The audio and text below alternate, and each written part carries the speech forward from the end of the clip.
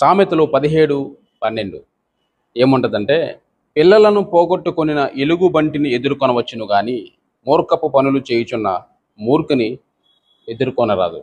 ఎలుగుబంటు అనేటువంటి జంతువు గురించి మనం ఆలోచిస్తే కొంచెం ఆందోళనగా ఉంటది. ఎలుగుబంటు చాలా ప్రమాదకరమైన జంతువు. చూడ్డానికి భయానకంగా ఉంటది.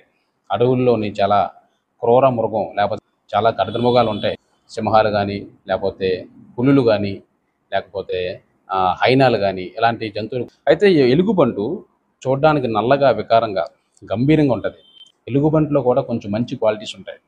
దానికి కూడా ప్రేమ, అనురాగాలు, పిల్లలను ప్రేమించడం, తర్వాత వాటి పిల్లలను జాగ్రత్తగా చూసుకోవడం, వాటికి కూడా ఆలనా పాలన, పిల్లలతో ఆడుకోవడం, సంతోషించడం, నవ్వుకోవడం, ఇలాంటివి హావభావాలు జంతువుల్లో కూడా ఉంటాయి. దాంట్లో భాగంగా ఎలుగుబంటికి కూడా అలాంటి హావభావాలు ఉన్నట్లుగా మనకి గూగుల్ సెర్చ్ చేస్తే దాని గురించి చాలా వివరాలు ఉంటాయి. ఎలుగుబంటి కూడా ప్రేమతో కూడుకున్నటువంటి జంతువు కింద మనం అర్థం చేసుకోవచ్చు. కానీ సత్యమైన వాక్యం మనకి ఏం చెప్తుందంటే, ఎలుగుబంటు తన పిల్లల్ని పోగొట్టుకుంటే ఎవరైతే చంపారో, పులి కానీ, సింహం కానీ ఏదన్నా పట్టుకెళ్ళిపోతే అది చూసినప్పుడు వెంటాడి సింహాన్ని కానీ, పులిని కానీ చంపి తన పిల్లల్ని తెచ్చుకోగలిగే సత్తా ఎలుగుబంటికి ఉంటుందంట. అంత క్రూరంగా ప్రవర్తిస్తుంది.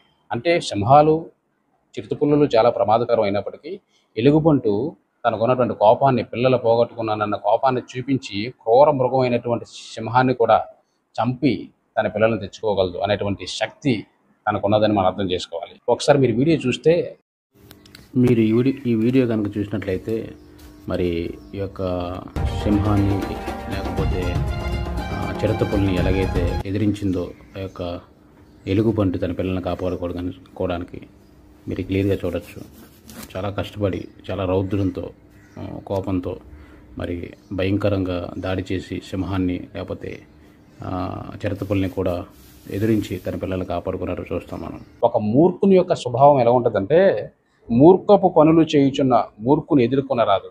అంటే పిల్లలు పోగొట్టుకున్న ఎలుగుబంటిని ఎదుర్కోవడానికి కూడా మనం తెగించవచ్చు, కానీ మూర్ఖుడు మూర్ఖపు పనులు చేస్తున్నప్పుడు వాడిని ఎదుర్కోవడం, మానవత్వాన్ని కాపాడుకోవడానికి మనకి దైవికమైన పరిణామం అవసరం. దేవుని యొక్క ప్రేమ, ఆయన యొక్క కట్టడాలు మనకు చాలా అవసరం. జంతువులకి మోరల్ వాల్యూస్ ఉండవు.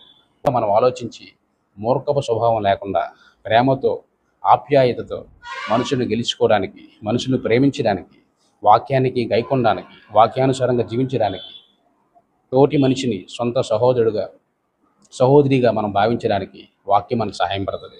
మనం అటువంటి స్వభావానికి వెళ్ళిపోకుండా ప్రేమతో, ఆప్యాయతతో మనం ఉండాలని వాక్యం మనల్ని ప్రేరేపించి మనల్ని నడిపిస్తుంది.